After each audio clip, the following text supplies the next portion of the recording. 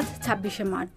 ১৯৭১ সালের এই দিনে শুরু হওয়া মুক্তি সংগ্রামের মধ্য দিয়ে আমরা অর্জন করি একটি নির্দিষ্ট ভূখণ্ড, একটি পতাকা।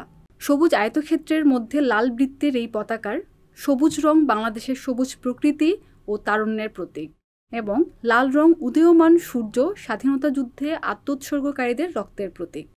যদিও মুক্তিযুদ্ধের সময় প্রায় একই রকম দেখতে আরেকটি পতাকা ব্যবহার করা হতো, যেখানে মাঝের লাল বৃত্তের ভেতর হলুদ রঙের একটি মানচিত্র ছিল। পরবর্তীকালে ১৯৭২ সালে ১২ জানুয়ারি পতাকা থেকে মানচিত্রটি সরিয়ে ফেলা হয়।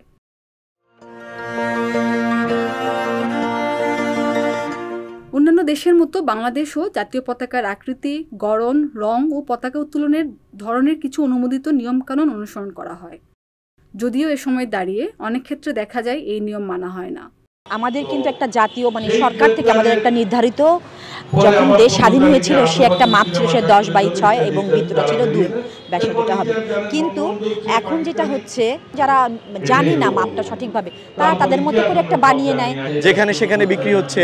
সেই পতাকার যে নির্দিষ্ট একটি মাপ রয়েছে, একটি রং রয়েছে, সেই রঙের বিকৃতি, সেই মাপের বিকৃতি, সেখানে এটা একেবারেই সেটা যে কে দেখবে, সেটি কে দেখবে, আসলে সেটাই বিষয়। দেশে সারা বছরই রাস্তার মোড়ে, দোকান কিংবা বিভিন্ন জায়গায় পতাকা বিক্রি করতে দেখা যায়। এসব পতাকার নির্দিষ্ট মাপ বা রং বিক্রেতারা কতটুকু জানে বা মানে? মাপটা আসলে হাতে নিলে অনেকে বুঝতে পারে, আবার যারা বুঝতে পারে না তখন আমাদের কাছে আপনার ইঞ্চি ট্যাপ আছে, ট্যাপ দিয়ে মেপে তারপরে নিয়ে যায়। আর আমরা যতটুকু পারি যে সবাইকে বলি আমাদের এটা সরকারিভাবে যে মাপ থাকে সেই মাপটাই আমরা সবসময় রাখার চেষ্টা করি। জাতীয় পতাকার সবুজটা একটা নির্দিষ্ট এবং লালটাও সেটাই, তো এই ক্ষেত্রে আসলে কেমন আপনারা যখন নিয়ে আসেন সেটা কিভাবে খেয়াল করেন? না, আসলে সেটা কাপড়ের উপরে নির্ভর করে। একটা আছে ভালো কাপড় আর একটা আছে নর্মাল কাপড়, তো যার যেটা মন চায় সে সেটা নিয়ে যায়। কতটুকু অনুসরণ করছেন তারা যারা এই পতাকা তৈরির সঙ্গে যুক্ত? পতাকা তৈরি করতে আমার খুব ভালোই লাগে, কারণ পতাকা তো আমি বহুত বছর, 40 বছর ধরে সেলাই করি এনে। আমি 1969 সালে গণঅভ্যুত্থান 11 দফা আন্দোলন করছি, সেখানে জেলের তালা ভাইয়া আনছি। আনার পরে আবার মুক্তিযুদ্ধে অংশগ্রহণ করছি।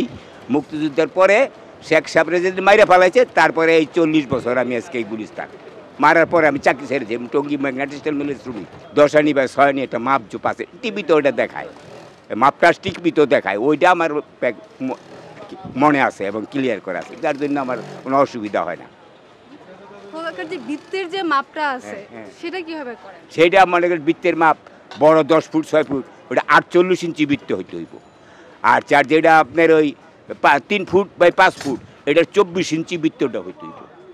বুঝতে পারছেন? এরকম একটা মাপ জোপ আছে, এটার থেকে হিসাবটা বাইরে হয়ে যায়।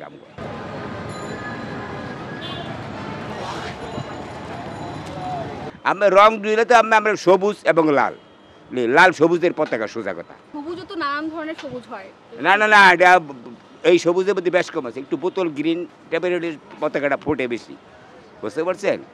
আবার একটু বেশি সবুজ হয়ে গেলে ওইটা আবার না, একটু বোতল গ্রিন সবুজ হইলে পতাকাটা ভালো দেখা যায়, সুন্দর দেখা যায়। এই যে মাঝে মধ্যে দেখা যায় রাস্তায় এই 2-3 রকমের সবুজের পতাকা, তো সেটা আসলে নিয়ে আপনি কি বলবেন? না, সেইটা আমার ঠিক না। যারা তৈরি করে লাগানো ঠিক হয় না, বৃত্ত ছোট, মাপজুপ নাই।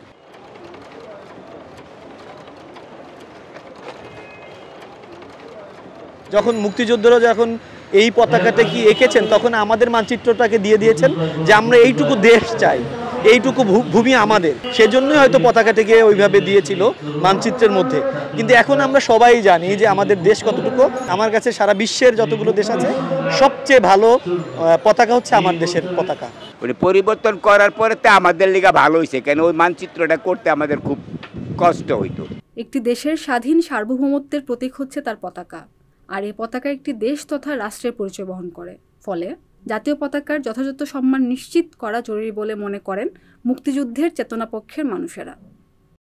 খাদিজা নিপা, সংবাদ প্রকাশ।